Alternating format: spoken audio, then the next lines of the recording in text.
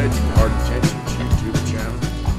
We also have hardintentions.com, which is our website where we sell t-shirts, prints my artwork, and other things. And we also have our Teespring account, which should be at like the bottom of this page here, where there's just a few items listed here, but when you get to Teespring, we have a bunch of other stuff that they hook up for us.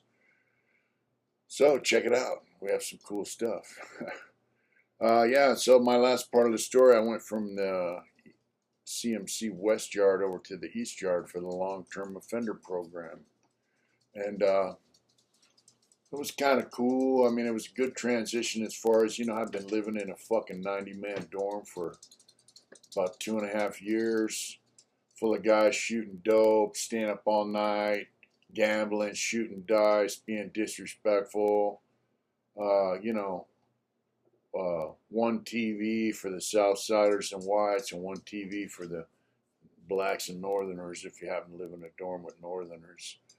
So, 4 toilets for 90 dudes, 2 pissers, 5 sinks, little tiny room with, 3 or 4 shower heads for 90 guys. So you can imagine how that was. It was a great relief to get out of there and get to a place that had cell living. And not only did they have cell living, it was single cell. And it was actually pretty cool. The cells are kind of small, but it was a great relief, trust me. Having my own cell meant that I could have my art supplies in there. I could have all my property. And if I felt like doing some artwork today, I could do artwork today. If I felt like, hey, I can't sleep and, I'm going to pull out my art supplies and do, some artwork for 3 or 4 hours and go to bed at midnight or 1 in the morning, I could do it. If it meant, I could put my radio in a window and play music, because I had a radio with speaker, which a lot of guys didn't have. It meant I could do it. And, I enjoyed it. I didn't have to hear nobody snoring, farting, pissing, none of that shit. Taking a shit. I had my own cell. It was great. And it gave me a lot of time to reflect on myself and where I was at and where I was going. I went over there for a reason. This program was started by the parole board. There was a lot of heat on the governor and the prison system to start releasing guys that had term to life, because they had kept us for so long. I had a 15 to life term for aiding and abetting by vicarious liability, 2nd degree. And guys with that same charge now, even if it's a full-on 2nd degree, they're doing 10, 13 years and they're getting out.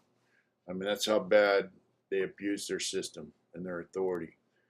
The courts really forced their hand. But the board started this program, long-term offender program. They set it up. They had the mentors. They recruited different organizations to bring in counselors to run the program. And I got over there after the first wave, maybe first wave and a half of people had gone through the program. So it was still pretty new. And, I kind of liked it. So I kind of liked the program. It was good. It was a good program. The counselors, a lot of them, some of them were kind of with the prison business, but most of them were about the counseling business. And they knew that everybody in there pretty much was a lifer going through this program, had done time, and that we were there to learn. And so I looked at it like this. The board created this program for a reason. They created this program because they were now releasing guys from prison. And so the things they were teaching us in this program are things that the parole board wanted us to learn and to experience. And, a lot of guys got into the program with the mentality that I'm going to take this program and they're going to let me out because I did the program. And I've seen this before. it was similar to the Category T program, which was a program I did at Vacaville for lifers. It was a 2-year program. Guys would go through the program, bullshit their way around. They'd get a chrono, which is an information, so a piece of paper with information saying they've completed the program, but they didn't learn anything, and they would go to board and they couldn't figure out why they got denied parole. So there were a lot of guys, you know, bullshitting their way around, thinking, hey, if I do this LTOP program, I'm going to get out. And I'm like, hey, I'm telling them, look, if you do this LTOP program and you don't learn anything, you're not going to get out. And, you know, I'd sit in a group of these guys, and they'd buck the counselors on the information they were giving them. You know, tell me, I mean, these are dudes been down 20, 25, 30 years or more, 40 years. Hey, look, it's time to wake up. If you're in the program and you don't learn shit, you know, what are you doing there? So they're arguing with these counselors and all this shit. And I remember a lot of them, I'd tell them, hey, man, look, this is what this means. This is what they're trying to get through to you. And they go, I got it. And them same dudes would go to board and get denied parole. And when I got found suitable, them same dudes would be like, how'd that motherfucker get found suitable? That's because I learned from the program. I didn't just sit there and do the paperwork and bullshit my way through it. I actually learned something from it. And you know, I was already pretty well grounded. I didn't let people get under my skin. But you know, even though I was doing this program because I wanted to go home, I was still in prison, and part of me was still thinking, hey, you know, there's a chance I might not get out. Even if I do learn all I can get out of this program, there's still a chance that I might not get out. So, you know, it was it was quite a deal. It was a hard thing to do because on one hand, your mind is still geared towards, I'm going to be in prison. On the other hand, you're trying to learn all you can so you can get out of prison, and that's why you're there. But I had a job. I remember I got a job in the laundry because I needed to get money for art supplies. Art supplies cost money, and you can make an order once a quarter, you know. So I was making, like, before I quit my job, I think I was making like 60, 70 bucks a month, you know, and that was pushing it. I think I had like 60, 65 cents an hour I was making. And I worked in the laundry room. So what we did was all the laundry would come in and we would sort it and make these rolls. You know, had all the clothes for guys in the Tascadero. So they would just give him a roll and have all his pants, shirts, all that stuff. His sizes, it had all their sizes. And so we'd make the roll, put the tag on it, shoot it. That was our job. And I remember this black kid worked in there, man, in Stretch. He was kind of a tall kid, and he was always fucking loaded. And you know, I used to talk to him at first, you know. So when a guy's got a drug problem, I say, hey, man, you know, what are you doing? You know, now there's only a few of us worked in this cage, and I'm like, you know, you come in late, because he's hung over off speed. This kid liked to use speed. And he would come in late, he would sit on his fucking ass, and we had to do his job. And I was getting pissed off. And like I said, part of you is still in prison. So I would try to explain to this dude, hey, look, man, when you come in like this, we got to do your job. You're making my life miserable, dude, because we got to do your work. You're dead weight here. We should have somebody in here who wants to work. And, you know, the free staff were always complaining about it. And I'm like, hey, don't tell me. It's your fucking job. You're a supervisor. But inside the cage, I don't give a fuck if you show up to work or not. But if you're assigned to my work area, we worked inside the cage with all the clothes from Atascadero and the rest of the laundry. They handled all the clothes for the prison. And, you know, you're on your feet all day, man. This dude's sitting on his ass. He's sleeping in the corner. He would cover himself with laundry bags and go to sleep, dude. So finally, you know, I'm like, hey, man, so you just did a 50, huh? And he's like, yeah. I said, man, where'd you get the money for that? And he'd be like, oh, my grandmother. And he was getting money from his grandmother and his family, his mom, whatnot, to buy drugs. And I'd tell him, oh, man, I bet your grandmother's proud of you. You tell your grandmother you used that money to buy drugs? Well, no. So now I know he's a lazy piece of shit. He's getting loaded all the time on his grandmother and his mommy's dime. And he's talking his homies into sending him money, anyone he can, women. He's writing some chick, she's sending money, he's using it for drugs. And he's not saying, hey, mom, I want to get high. How about sending $50 to this guy? He's conning him out of money. And all his pay numbers going to him, and this dude used to beg shit, can I have a shot of coffee? I'm like, fuck off. I don't even give my homeboy shit if they're using drugs. And it got to the point, man, where I would point out what he was doing, like, hey, dude, and finally I go, hey, man, you're a piece of shit. Don't even fucking bother coming in here. And I started calling him Buckwheat. I'm like, hey, Buckwheat, how you doing? Start insulting him. I was actually trying to goad him into swinging on me. And one time he got really pissed off when I kept calling him Buckwheat. And I said, hey, dude, all you got to do is take a poke at me, make me the victim of attack, and we'll deal with it. And finally he got a job change out of the cage. Because in the cage, where we did this work, it was kind of isolated. They finally put cameras in the cage, but I'm not sure why. But he got a job change out of there, and they ended up firing the dude. But that's the kind of shit that you got to kind of balance out, man. Are you gonna put up with this, or are you gonna do something about it? So my thing is, they put the cameras in the cage and shit. So if the dude made me the victim of attack, then I could fuck the dude up. And he never did. He ended up getting a job change, thank God. But that's the kind of shit you got to put up with. And I'm like, dude, even though I was trying to go home and all that, I'll put up with a certain amount of shit, and then that's it. And then I'm going to find my solution. And it's not always pretty, not in prison. Out here, you can walk away from shit and you can do other stuff. But in there's no walking away from stuff. If you walk away from stuff, if you keep, the guys that worked in that cage, they've been putting up with this dude's shit for like a year. And it took me almost no time at all to run the dude off. I would have done the same thing no matter what race he was. I would have insulted him, talked shit to him, tell him what a piece of shit he was.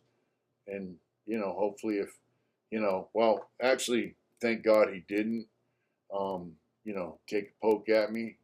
Like I told him, make me the victim of attack. In my mind, if somebody makes you the victim of attack, then you have the right to defend yourself. And I used to tell people that quite a bit. There were a couple things I used to tell some of them fucking dummies. Hey, you don't want me to get paranoid? And the other one was, make me the victim of attack. That makes people think, I'm a pretty big dude and I'm easy going, but once I reach a point where I had enough, then I had enough. But fortunately, he didn't take me up on that offer, and he got a job change, and even his own homies just got sick of his fucking ass, and he ended up losing his job. And he ended up getting transferred to a level 4 prison because he kept stacking up write-ups in the building. Part of his game was, he would make wine and then cook it off and then sell it. And that's how he would buy his dope, But he kept getting busted for making wine all the time. So when you get write-ups for that shit, your points go up. And then finally, he became a level 4 and they transferred him to a fucked. And he told me, man, Smiley, they're sending me to fucking wherever the hell he went. I said, good for you. Maybe you'll grow up and learn how to be a man if they don't kill you. And he was just like, oh, man, you're fucked up. I said, yeah, I'm fucked up. But, yeah, I worked in the laundry for, about, 6 to 8 months. And I kept wanting to get a job change over to, Because now I'm thinking, hey, there's a good chance I might go home. And so I wanted to get a job changed to a washing machine and or a dryer to learn how to run those things because I heard working in the laundry on the streets is a big business, man, and they hire people and they don't really care about your background. So like you think about Las Vegas, all the hotels have big laundries, just like prison laundries in the basements. All the hotels out here have their own laundry, or they send their clothes out to these companies that wash them. There's laundry's a big business. So I kept telling the free staff, hey man, how about put me on that washing machine? Yeah. And how about put me on that dryer? Hey, this dude's getting ready to leave, transfer. I'd like to get on that washer. And they put other guys on them, put other guys on them, put other guys. And those job openings don't come open all the time. And, when they do, I knew one was coming open. I'd be on the free staff. I mean, it's just like out here. It's like going for a job application at different businesses trying to get a job. The same thing in there. But the jobs are limited in there. So you have to be assertive, and maybe a little bit aggressive. And so I started getting the feeling, man, that these free staff were just paying me lip service, that they really didn't. Maybe they were a bit scared of me or something. I don't know what the fuck the deal was. They'd be like smiling in your face and then like, fuck that guy behind your back. So after, I had enough art supplies to last me for a while. I was doing portraits and pencil of guys' family members for, money and canteen and shit. And I just got tired of having them pass me over for fucking jobs. Now, all the dudes they put on these machines at one point were there prior to me. So that's how it's supposed to work. If you got a job, other guy's been in there before you, and then once it gets down to you, then it's your turn, to move up. And then they started passing me up for guys that started working there after me. That's when I was like, hey, fuck these dudes. I tell them, what, I quit. There was a cop on the yard used to ride Harleys, and there was a female staff there. She was pretty cool, Buffalo. She would give a guy what he had coming. That's what she would do. And what I did notice too, that if there was a Southsider dude was talking shit to her one day, and she started putting it out there that he was a sex offender, and that dude ended up getting removed. But I just went and told her, hey, I need a job, man. They seen my artwork and my t-shirt patterns. They come by my cell, see my artwork and shit. I'm like, look, I need a job on the yard crew so I can do my art. And she's like, cool, So I got a job change. I told the dudes in the laundry, hey, you know what, man, fuck you guys and fuck your job. And I got a job on the yard crew, which meant I had to go out once a day and go, hey, I'm here, and go back to my cell. That's basically what my job was. I could sleep in, stay up late, do artwork, listen to music, watch TV. Yeah, it meant less money for, coffee and whatnot. But, I like to sit on the bleachers with my friend David that just got found suitable and eat a bag of popcorn or chips and drink a soda. But so that got cut a little thin. But it also gave me time to focus on my groups and what I needed to learn to get the fuck up out of prison. I could devote my time to going to groups, doing the studies, and learning, and then doing my art, and also walking the track, working out, and staying in tune with what was going on in the yard as far as the politics of the yard and politics out of Sacramento, because they had the federal receiver and the federal courts telling them what to do. So I was always up on that shit, and that's basically how I got out, because they ordered the population cut due to lack of medical care for prisoners. But so it gave me time to just do what I wanted to do, man. And I got to meet guys that were coming to the yard, and it was all good, man. And this one youngster worked in the laundry with me, and he was a big, tall kid from Orange County. and uh, big kid, like 6'9", huge, good dude. And they asked him, "Hey, because dudes, a lot of dudes won't stay there. They'll get off on somebody so they could leave." And he's like, fuck it, I'm gonna stay here, because he had some homeboys there that stayed there, and like, hey, it's all good here, fucking. So this kid worked with me in the laundry, and then he told me, "Hey man, they got a job on IDL. I can get on IDL," and that's excuse me.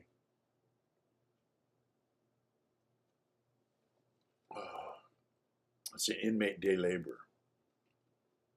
And so that what they were doing was, on the yard, there's a block building. It had the equipment window, it had the yard shack canteen.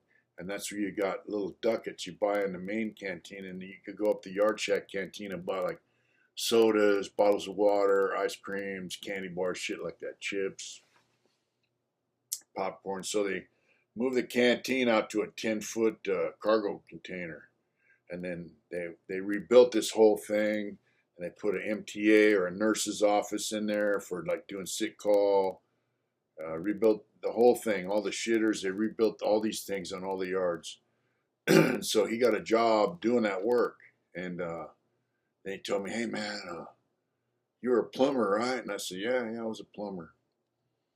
Donovan for like 7 years. He goes, "Hey man, they want me to be a plumber's helper. You don't think I should do that?"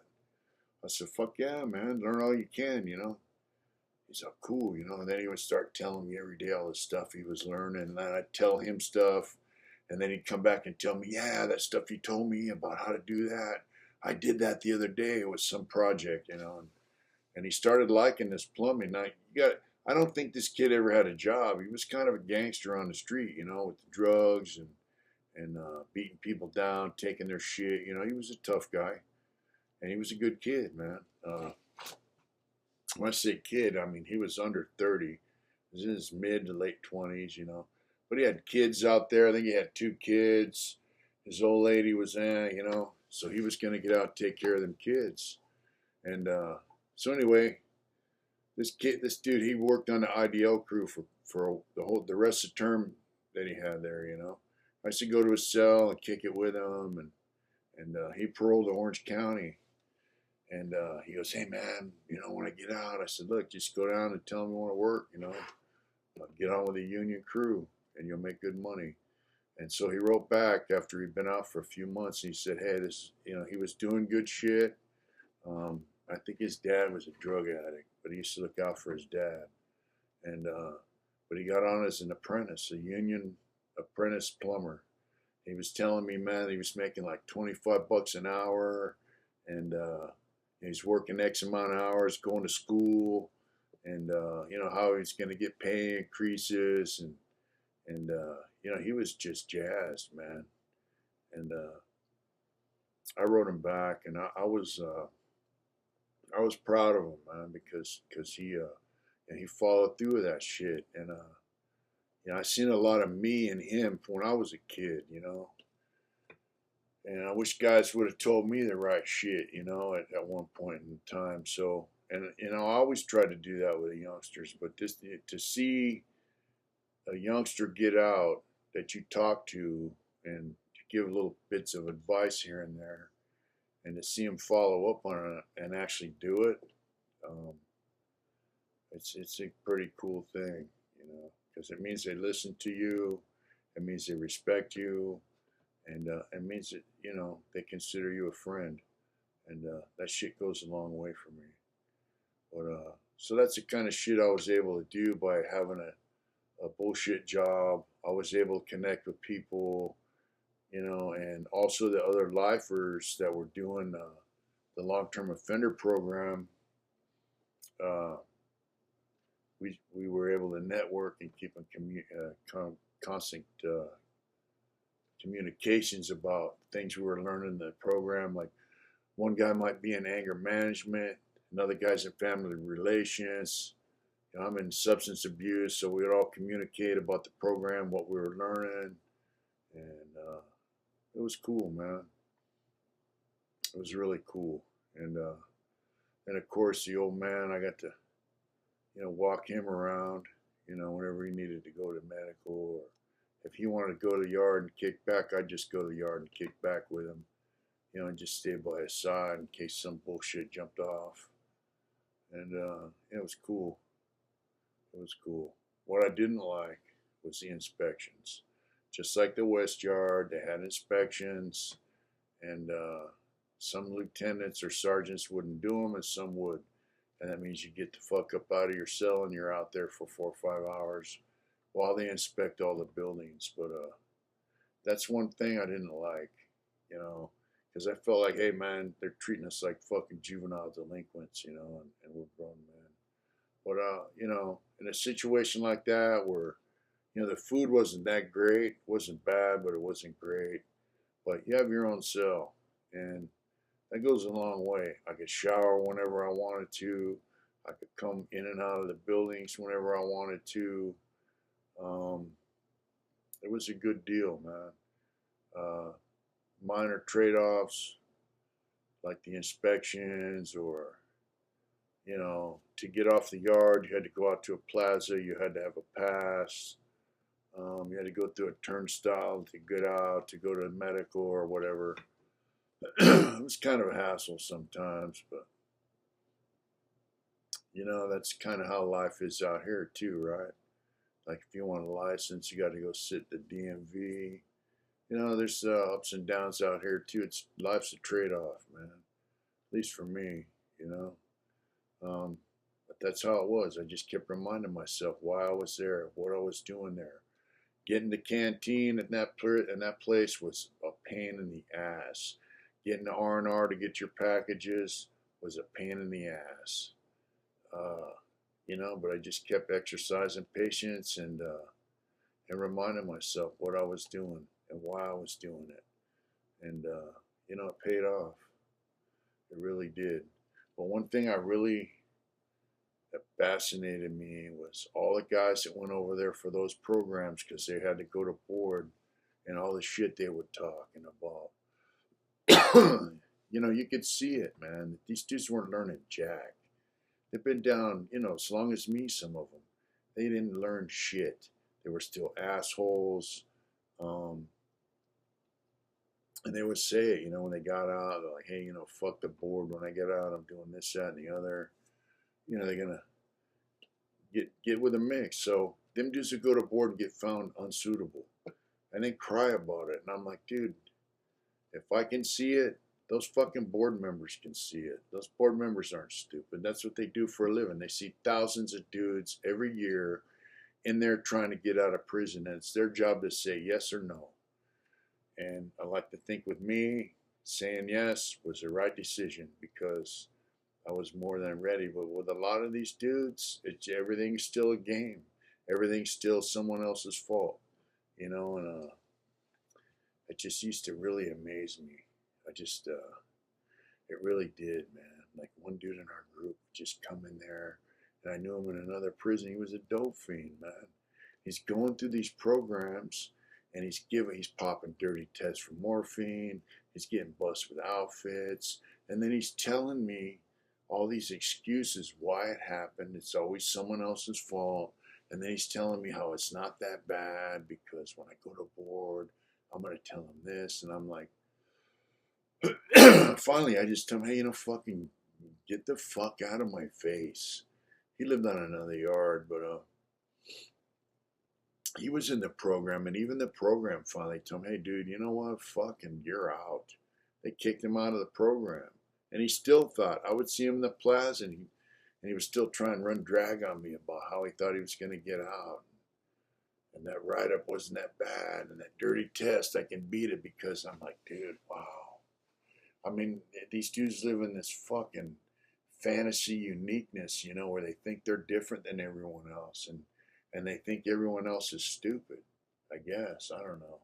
So that shit was hard to deal with because, you improve yourself to a certain point, and then dudes are trying to drag you over here with their stupid shit. It's kind of, and they do it under the guise of, I've known you forever, or I knew you back in another prison. We were good. Well, we're not good now, and we might not have been that good over there, might not have been as good as you thought we were. Yeah. So those are the things that were kind of hard. Um, the chapel was cool. I met some cool guys that went to church over there. But, you know, a lot of guys were being found suitable there and going home. And a lot of guys were being found suitable there and they were losing their dates. And see, that's another thing I used to look at. And that's another thing I told my friend David, who just got found suitable.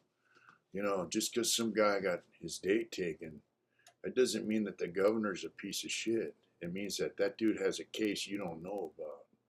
You don't know the details of his case, so don't worry about it. I used to tell David, don't worry about it. When you go to board, your case is different than him. That guy might have a weird ass case, and maybe that dude's a rat. Maybe he ratted his way into a date, and the governor doesn't like it because he has a weird case. There's a lot of different scenarios. So when I went to board, I tell you, I was on pins and needles, man. But once I got in that boardroom, it was the easiest board hearing I ever had. Yeah. So we'll talk about that next time. I'm going to shower up and hit the rack because I got to go do it hard tomorrow. And whatever it is you do out there in the world, folks, just remember, do it hard. Thank you.